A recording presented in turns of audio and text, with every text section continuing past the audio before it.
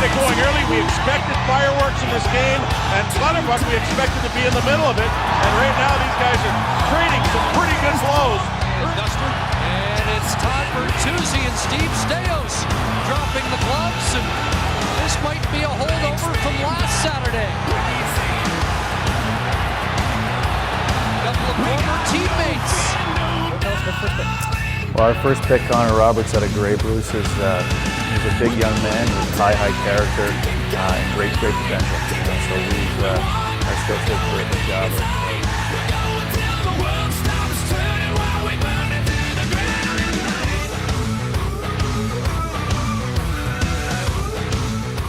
Welcome back to the Zam and Ham Show. Today we have a very special guest. He was a longtime NHLer, playing just over 1,000 games with the Bruins, Canucks, Thrashers, Oilers, Flames, as well as the New York Islanders. He's now grooming the next generation of young hockey players as the president of the Hamilton Bulldogs. We're very excited to have Steve Staios on our show. Thank you for joining us today, Steve. It's a pleasure, guys. So here's some of the things we want to cover in the interview. We want to go over first your amateur career, your NHL and your professional career. Then we want to talk a little bit about your post-hockey career and now your role with the Bulldogs. And then, because we're sport management students, any advice you might have for a sport management student. Then we came up with a little fun part at the end. It's a 60-second rapid fire.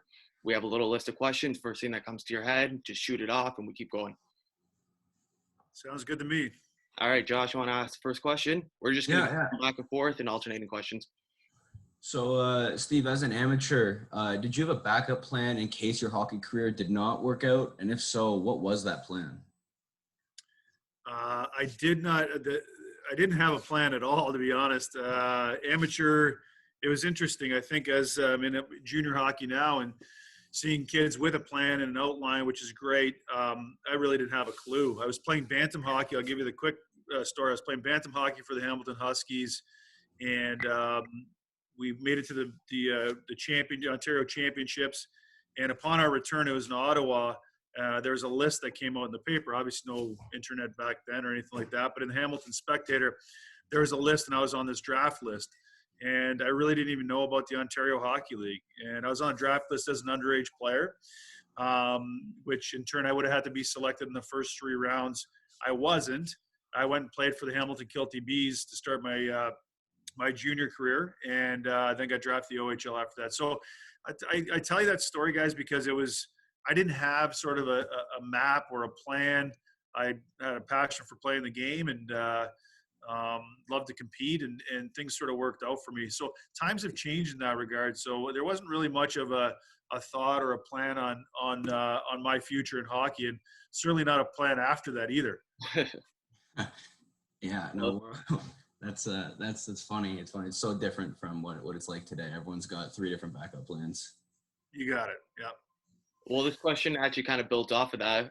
From your experiences playing in the OHL to your time in the front office now, how do you feel the league has changed as one of Canada's top junior leagues? Oh, it's gotten so much better, guys, in so many ways. First of all, the educational portion of it. In fact, we had one of our graduating players who won an OHL championship with us here, Connor Walters, who joined the Badgers after. So there's the educational component of it. If you can't turn pro, which we're still the best development league for the National Hockey League anywhere in the world, in the Ontario Hockey League and the CHL across the board. But that portion of it for sure, which I'd like to mention.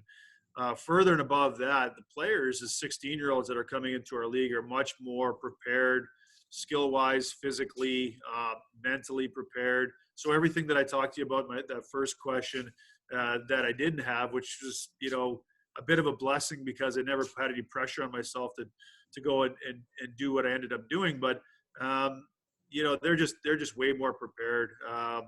Agents are part of it earlier on. Players are more well aware of our league through the OHL Live. We can watch games from anywhere. It's changed a lot for the better, but the pace of play and the skill level is well above when I used to play. It's almost like a professional field, but still junior hockey. Without a doubt. And each organization has really taken a lot of pride in it. I mean, I came back from, my playing career, and then I was 3 years with the Toronto Maple Leafs.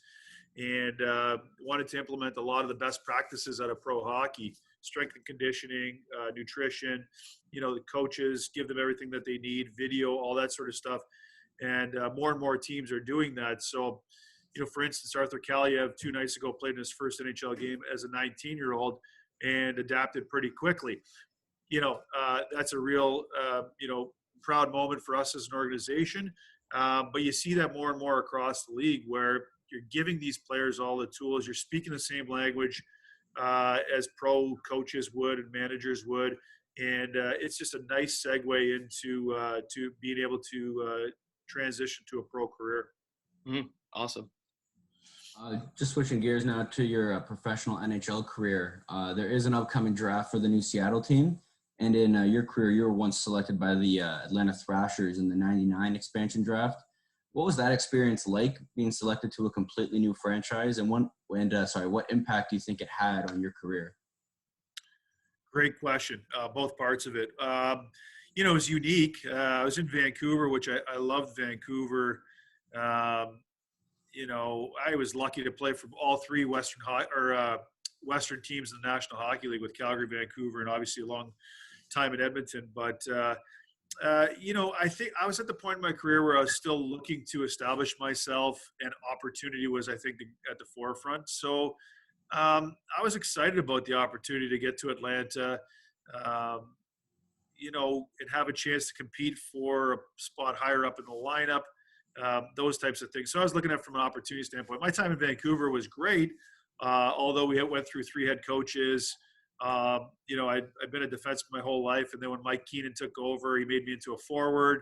So there's a lot of moving parts, in my time in Vancouver. So I was just looking forward to the opportunity. The second part of your question is interesting because what you don't realize as a player is when you get traded or moved to a team that's established, you if you're a single guy, you know where to live, and it's sort of kind of mapped out for you. If you have a family, these are the schools that the kids go to and things like that. Atlanta was brand new. It was fresh. It was difficult in a way because guys were kind of spread out, living in different areas. We all come from different organizations, so trying to get everybody on the same page quickly was interesting from a tactical standpoint, a team standpoint. Coaching staff would probably have a difficult time on trying to get a understanding of who plays where. It was all really fresh and new. It was fun. It was unique. Atlanta's a great place, but there were some real challenges there, but things you never would have thought of. A lot of it's from a lot of the stuff away from the rink that you have the luxury of when you go to an Edmonton team, that's been established with veterans there that can take you in and tell you where to go, and your wife's set up and the kids are in school and you kind of go on your way. But there's a lot of things away from the rink that you'd have to get through and we were learning kind of on the fly. Yeah, no, that for sure. I think there's probably more that you got to adapt to off the rink than on, but great. All right. I'm sorry to bring this up, but I had to ask it. In your career, you did make it to the Stanley Cup Finals once. That was with the Oilers in 2006, unfortunately losing to the Hurricanes in 7. What was that experience like, having the opportunity to win the Stanley Cup, and have you look back on that series? It's okay to ask the question now.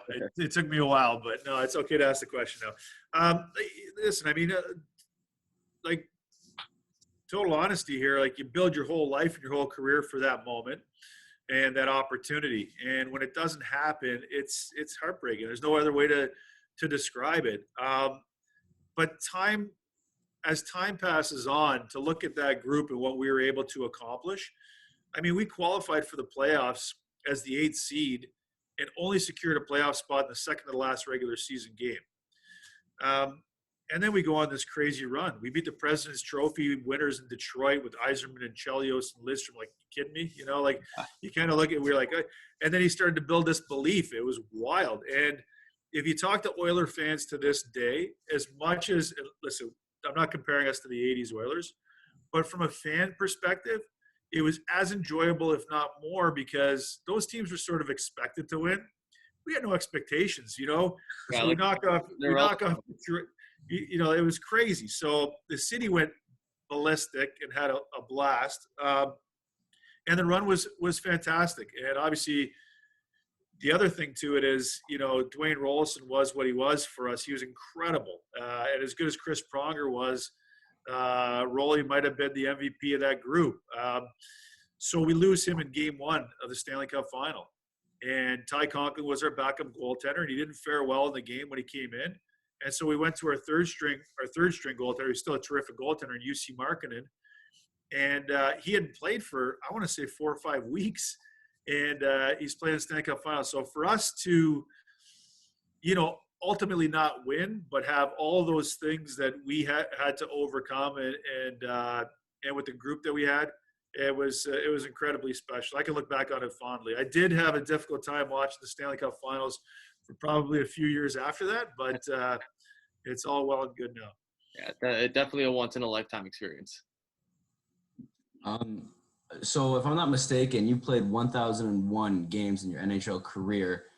Were you aware of your games played during that final season, and how important was it that you kind of got to that milestone? So I'll take you back to the summer of before I signed with the Islanders. So I was the first trade in the history of the Oilers and the Flames. So 30-year history. I was the first player ever traded. I played in Calgary for a year, just over a year and a half, I'd say. And I was a free agent that summer. And I had lots of different offers and unique offers and on two-way contracts. And I didn't jump on the two-way contracts, not because I had too much of an ego to play in the minors, but I'd played a long career. I had a family. I just thought about the idea of maybe, if they're in the NHL city or the minor city and I'd be away from it at times. I was going to call it quits until my agent said, you have to do this for me. I got a free agent tryout for you with the New York Islanders. And I said no at first, and he kind of stayed on me. And he said, just go to see what it would be like. And in his mind, he knew I was at 930-something games. I didn't keep track, to answer your question. And so I said, all right, I'll do it. We were going to kind of still kept our house in Edmonton. We were living back there. The kids were in school, going to go to school and all that. And I went in on a tryout. And after day 2, they offered me a contract. And I thought, holy, okay, here we go. Now I called my wife, and yeah, we're going to be in New York. And so I pack up and move again. And then I became aware of the 1,000-game mark. And kind of as I started going through it and kept an eye on it. But it wasn't a goal of mine. It wasn't, something that I thought about a lot of until I was in the moment that year to try and be able to do it. And I had some injuries, and it was certainly wasn't for sure that I was going to get there. But I managed to kind of crawl to the finish line there in my last year. And so it was a pretty special moment. Family and friends all joined us in New York for that 1,000th game. And it was it's something special to be able to know that there's only a few hundred guys who have ever played in the NHL to be able to accomplish that. Yeah, it's a pretty incredible group of players to be a part of that 1,000-game mark. So we're going to move on a little bit to your post-hockey career and your role with the Bulldogs. So you've been with the Hamilton Bulldogs for a few years now. Do you have any interest in returning to the NHL in a GM, assistant GM, or any other front office role? So the way I do it, and maybe some good advice for anyone in sport management, but the way that I've done it, and I understand that you have to kind of put yourself out there, and maybe I've been just fortunate, but I've never pushed to move from a position that I've been in. I've always tried to stay focused on what I can do within my role at that time, and if I do a great job, then who knows what the future sort of holds. So I don't have aspirations or have a plan. Along with my playing career, kind of, when I talked about junior hockey and how it sort of just happened for me, I just want to stay focused on the Bulldogs. I mean, we were able to win a championship in 2018. We're starting to build. We got a wall just outside my office here with players who have played in the NHL. We've had a coach to move on to the NHL, and we're only 5 years into it. So I take great pride in trying to make sure that this team is going to be a gold standard team now and moving forward. So I've sort of stayed focused on that. I've had conversations with NHL teams for sure for certain roles and things like that. I think timing is everything as well. And, but I'm not even looking past it right now. I think for me, it's the focus is on getting back to playing here, making sure that we're going to be in a good position here for not just this year, but years moving forward, building through the draft, creating the right environment. Those are the things that drive me, and things that I think about going to bed at night and waking up in the morning. Yeah, sounds good. In your role as president of the Hamilton Bulldogs, could you walk us through kind of what your typical day looks like for you and how that might change over the course of the season? Yeah, so with the dual role of president and GM, I have to manage my time efficiently. I'm in the office first thing in the morning. If I was just the GM, you sort of go to practice or you go scout, or you can be on the road maybe a little bit more, but built up a great staff here in Hamilton, so feel comfortable at times where I have to be away for a certain amount of time if I'm out on the road scouting. We can do that. So basically, I'm in the office just about every morning and oversee the business ops. But again, we have some great people who take a great leadership role in that, hold them accountable to what their roles are. And create the environment no different than the environment down here in the dressing room, where it's inclusive, it's communicative, but there's accountability. But I think the staff feels very comfortable to be able to communicate just about anything with me. That's kind of how, and it's no different than my role coming back to the hockey ops side of things. Put people in the right places, build the rollout, make sure that they're comfortable with it. Make sure that they have the ability to do that, and then hold them accountable. And that's in general how I run our organization. But we have a lot of fun too. I mean, I'm certainly not a micromanager. I want to make sure I empower the not only my staff in the front office, but certainly the coaching staff and our players. Create that environment, and some great things can happen. So aside that role as president and GM of the Bulldogs, how else would you spend your time? What other hobbies do you have? I like to golf in the off season. But other than that, it's really focused around the game. I mean, I don't, it's kind of boring that way, I guess, now that I think about it. Thanks for asking the question. I'm focused, like, it's 12 months a year with the president part of it as well, and even on the hockey ops. So, golf's sort of my thing. That's my outlet, you'd say. I'm active. I still try and stay fit. I like to lift. I still lift quite often. So kind of keeps me going. Try to fight the aging process, do my best that way. And, spend time with the family, really. I love the work. I love to come in, even in the off season. I'll come in and continue to work on certain projects and things, and try and make sure that we're being as progressive as possible here in Hamilton. Yeah, I thought you'd say golf. I brought up your golf bag quite a number of times. Yeah, and I probably threw it on the ground when I walked off 18 at the National.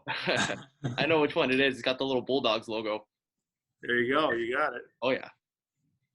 So our last serious question, kind of before we get to our little rapid fire session, is this class is full of fourth-year sport management students. If you could give one piece of advice to a graduating student that's about to enter the sport industry, what would it be? I don't know if there's just one. I think that, in hockey in particular, if you want to become a manager, you have to scout. Like, I consider myself a scout as well. You got to be in the rinks, and you got to be able to get a good feel of how do you evaluate and how you build it up. And that always takes time because, even when I came in the league, you start to go through your drafts, you look at them, and it takes you 2 or 3 years to see how these players develop and where they get to. But more than anything, I think it's work.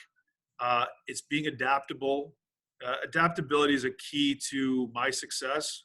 When I do speak to students, or I speak to groups, or even corporate partners, and they ask me about my career, adaptability is a huge thing.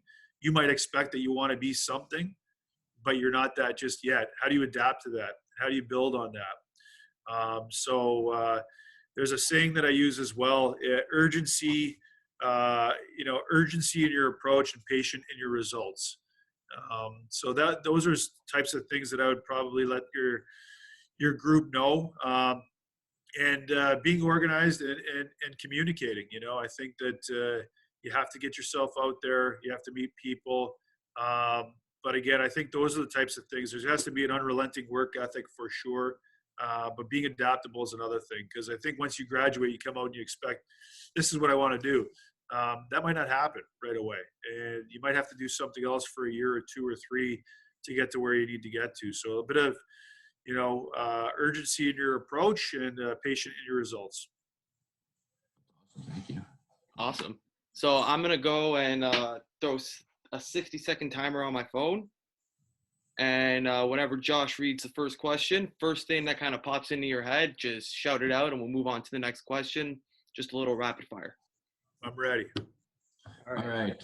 Who is a better golfer, yourself, Mike Camilleri, or Thomas Caberlet? Camilleri, by far. Who- Mike Camilleri by far. Okay. Who is the best player you ever played with? Oh,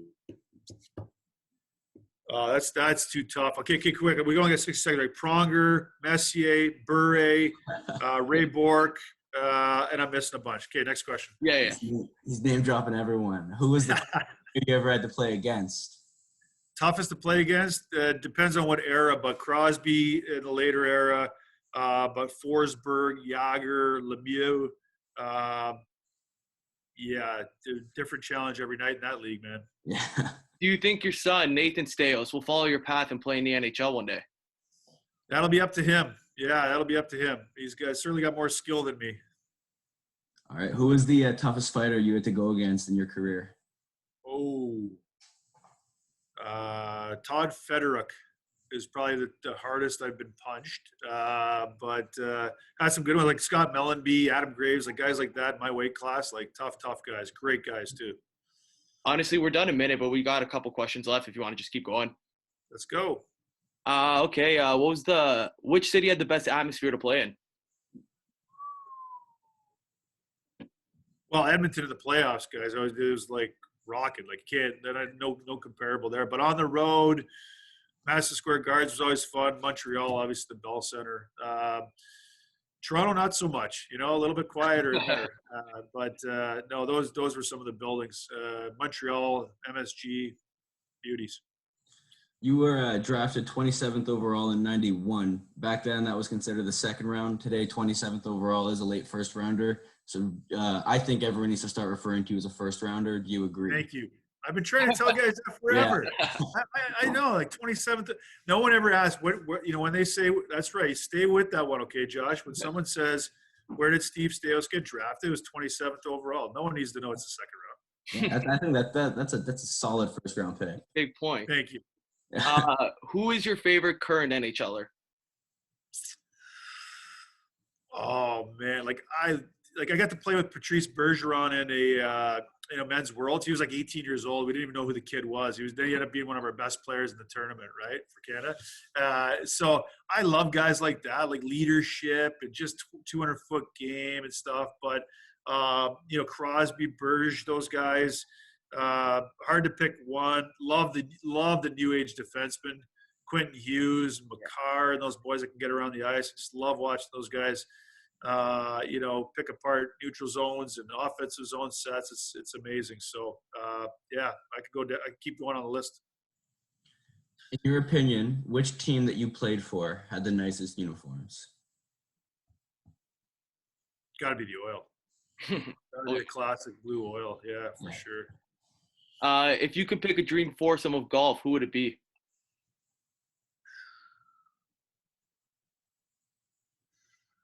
Oh God, now you stumped me. Probably try and play with Gretz, Tiger Woods.